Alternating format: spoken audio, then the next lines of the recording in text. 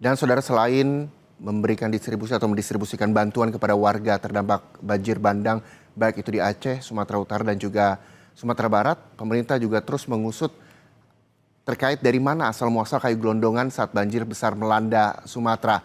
Kita sudah bersama Brigjen Pol Muhammad Irhamni, Direktur Tindak Pidana Ekonomi Tertentu Bareskrim Polri dari Batang Toru, Tapanuli Selatan, Sumatera Utara. Selamat siang, Pak Irhamni. Terima kasih sudah bergabung bersama Kompas TV, Pak. Oke, Bapak, yang ingin saya tanyakan adalah Reza. Ya, yang saya ingin tanyakan adalah apa temuan awal Polri terkait dengan banyaknya kayu gelondongan yang terbawa arus saat banjir besar di Sumatera? Terima kasih. Yang pertama, kami mengucapkan turut berbelasungkawa dan berduka cita atas musibah yang luar biasa di Sidempat dan sekitarnya, bahwa kami ditugaskan oleh pimpinan untuk melakukan investigasi ataupun proses penyelidikan dan penyidikan terkait keberadaan kayu-kayu yang besar yang hanyut pada saat banjir Batang Toru dan Anggoli. Kami berdiri di daerah Das Anggoli, tepatnya di Desa Anggoli, yang mana kita lihat di dua jembatan ini, di dalam Das Anggoli dan Das Garuga, Batang Toru.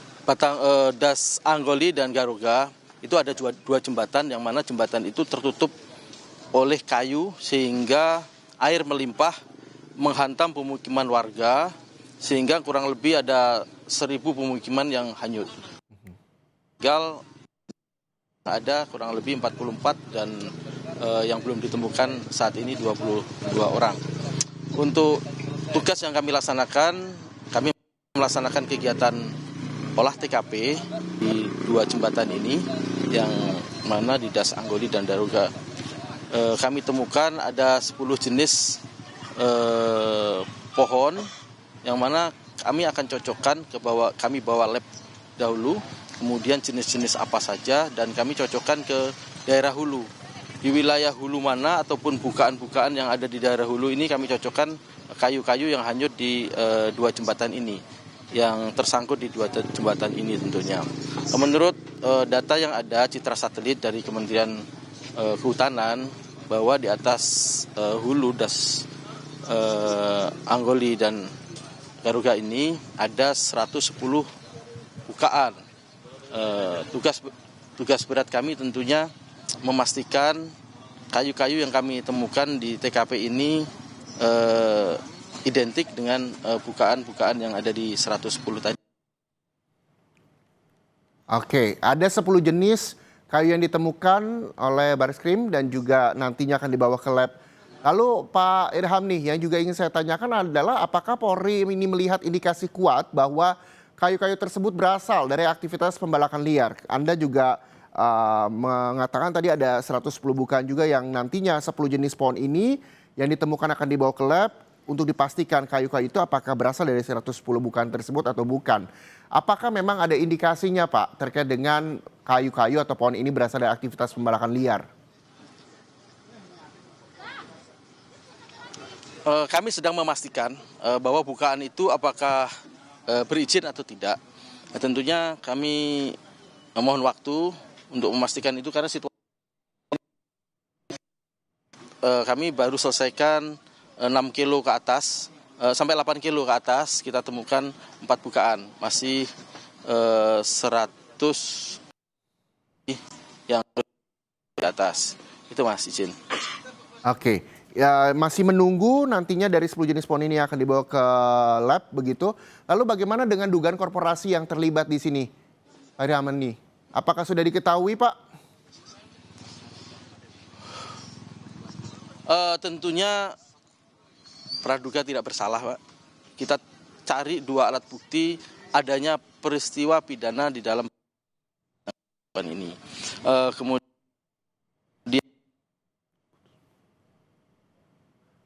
Ya Pak Irhamni, bisa diulang kembali Pak? Kami terputus suara Bapak.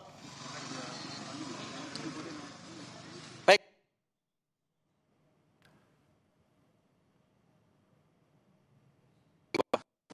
Jabatan Lingkungan Hidup tentunya. Kemudian di dalam proses penyidikan itu kami akan melakukan penyitaan, pemeriksaan saksi, kemudian ahli, membawa barang bukti itu ke lab, kemudian mencocokkan ke 110 bukaan tadi.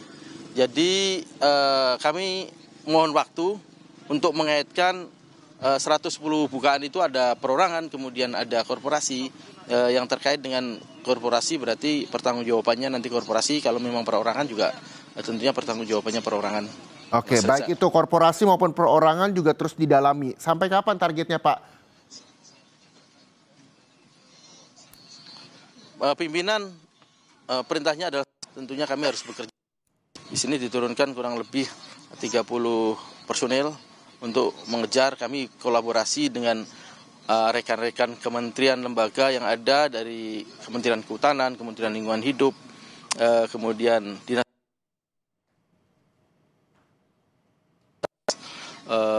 semua sumber daya, kemudian peran serta masyarakat, rekan-rekan LSM di seputaran sini banyak memberikan informasi kepada kami terkait setidaknya 1 tahun ke belakang ada peristiwa apa, kemudian ada bukaan lahan itu yang buka siapa.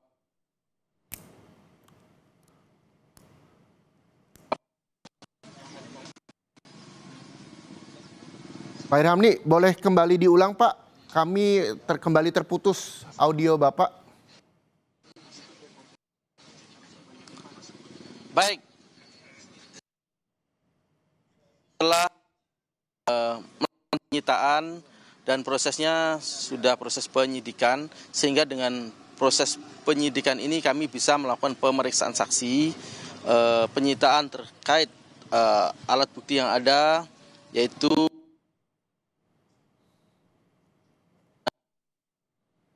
kemudian alat berat yang kami temukan di lokasi.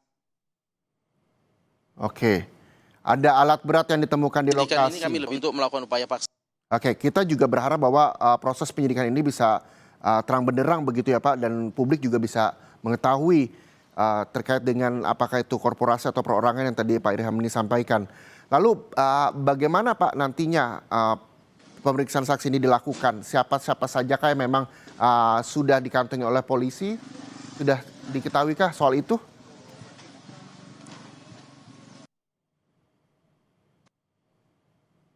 Pihak korban yang ada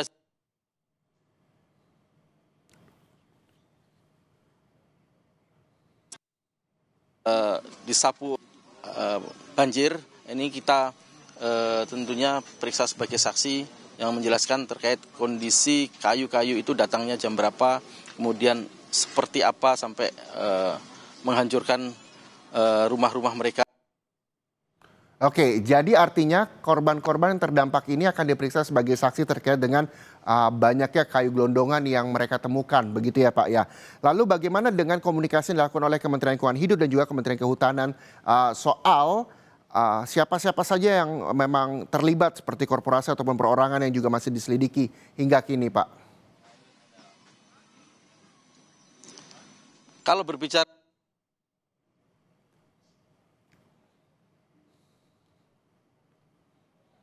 erat kaitannya dengan alat bukti setelah ditemukan peristiwa pidana dan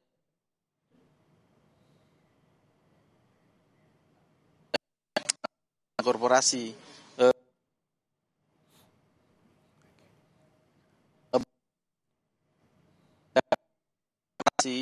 sepanjang das Garuga sama Anggoli tersebut mereka yang bertanggung jawab tentunya, tapi tidak mudah untuk membuktikan itu, praduga tidak bersalah tentunya.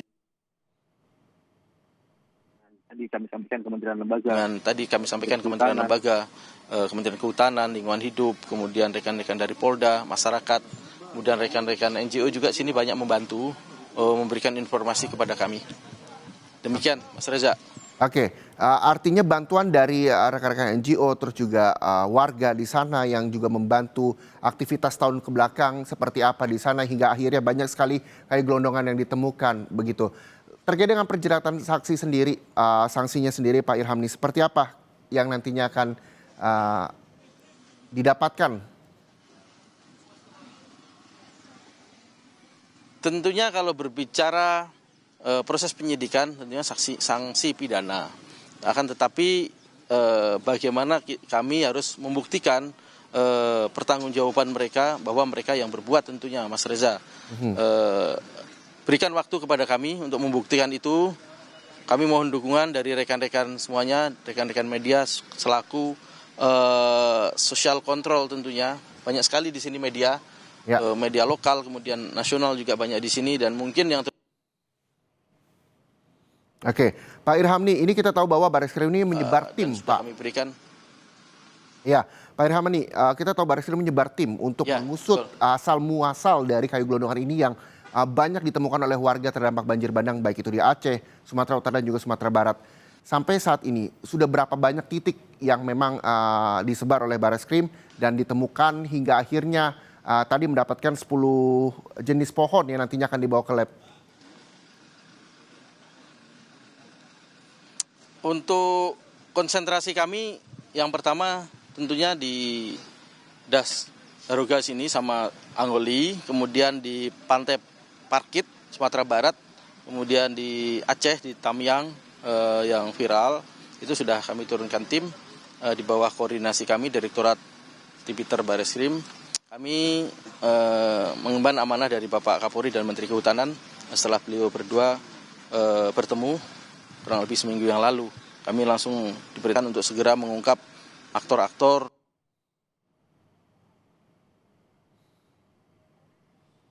bencana alam ini yang menghancurkan fasilitas warga terutama. Baik, demikian Mas Reza.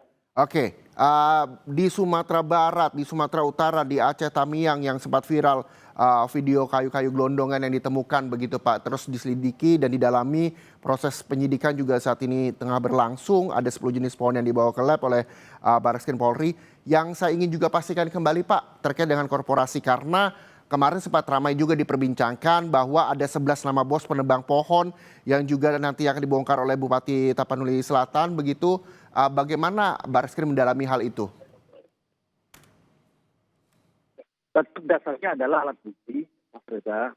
Kalau memang rekan-rekan, bapak-bapak punya informasi tentang hal itu, siapa bosnya, siapa pelakunya, siapa penebangnya, ya informasikan segera kepada kami. Kebetulan kami masih di posisi di TKP di Tapanuli Selatan. Kalau bisa bertemu dengan kami atau lewat komunikasi lain, telepon, kami akan pasti kita lanjutin dan kami akan terbantu bisa mempercepat proses pengungkapan siapa pelaku sesungguhnya dan penegakan hukum yang adil tentunya itu menjadi penting. Demikian, Mas Reza. Baik, kita tunggu Pak hasil penyidikan dari Bareskrim. Mudah-mudahan ini juga bisa terang benderang sehingga masyarakat tidak hanya yang terdampak, tapi seluruh masyarakat Indonesia bisa mengetahui asal muasal dari banyaknya kayu gelondongan yang berada di Aceh, Sumatera Utara hingga Sumatera Barat. Terima kasih sekali lagi atas waktunya Brigjen Pol Muhammad Irhamni, Direktur Tindak Pidana Ekonomi Tertentu Bareskrim Polri bersama Kompas TV.